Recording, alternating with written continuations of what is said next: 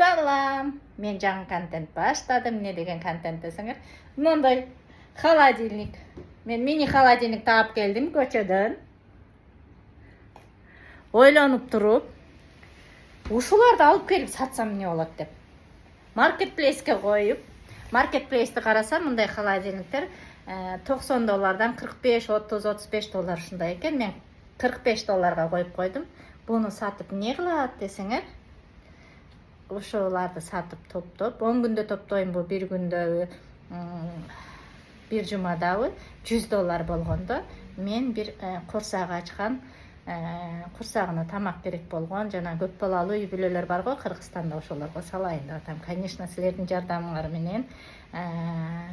Мен Кыргызстандан 15-20 жыл болду чыгып кеткеним, ошон үчүн билбеймин кимдин курсагы ач, кимдин курсагы ток экенин. Ошондой нуждающий семьялар болсо жазсаңар, мен $100 болгон сайын ошолорго которуп турам. Мына ошентип мен дагы бир жумуш өзүмө кошуп алдым. Продолжение следует. Холодильникти саттым. Тадан-тадан. $40 саттым. $45 койдум эле. $35 берчи деп сурады эле. $40 берем десем, макул деди. Анан келип алып кетти. $40 тазалыгын көрсөттүм, өзү таза экен. Жанагын сепкениме жыты сонум болуп кетип калыптыр. Тем более өзүнүн ошонун жыты калыптыр.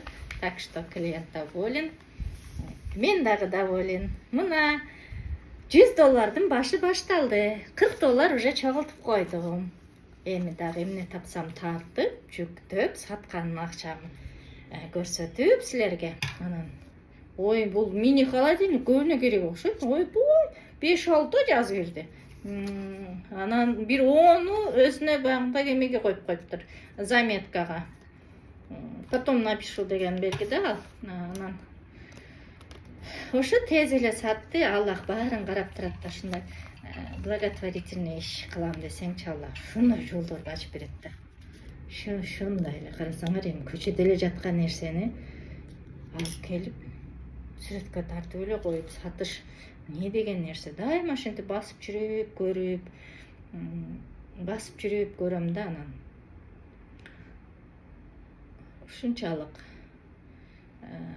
ток эл да. Анын үстүнө бул Гавайи штатына көчүп келгенде жүктү алып кетиш дагы, жүгүн алып келиш дагы проблема да. Биз дагы ушундай машинабыздын артына ушундай толтуруп жүктөрүбүздү биз ойлогонбуз да, машина менен через судно перевозка кылып беребиз машинага деп жүктөп эметсек, жок.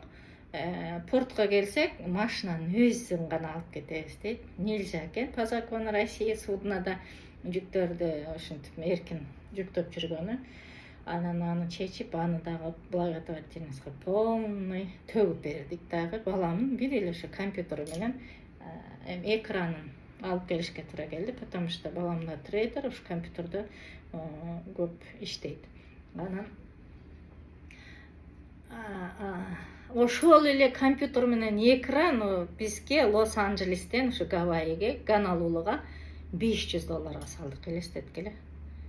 Ошон үчүн бул жакта буюмдарды ушинтип көчөгө жакшынакай эле колдонуп аткан буюмдарын ушинтип чыгарып таштап коюшка туура келет, потому что алар көчүп кетип атып, алып кете албайт. Сатылгандай үлгүрүшсө керек, бирок сатылбаганы кетеринде ушинтип таштап кетишет. Мына ошолорду алып келип саттып, эжеңер ушундай ойду ойлоп тапты. Сүйүнүп, бир үй бүлөнү сүйүнтүп, курсагын багып турсам, ушундай жүрөгүм, али сала эле келе уже жүрөгүм сүйүнүп атат. Мени колдоп тургула, сөзсүз мага катталгыла. Жаңы баштадым. YouTube, Instagramдарымы дагы силердин колдооңор менен, конечно, көп ийгиликтерге жетишебиз деп ойлоймун. Силер жазып тургула.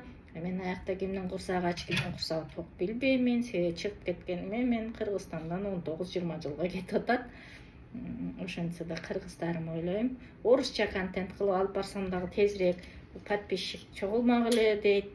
Жок, мен именно кыргыздарым үчүн шашпай чогулса дагы подписчик ыраазымын, только бирок кыргыз канал кылып ачкым келди. Кийинки буюмду таап сатууга койгуча сак саламатта тургула.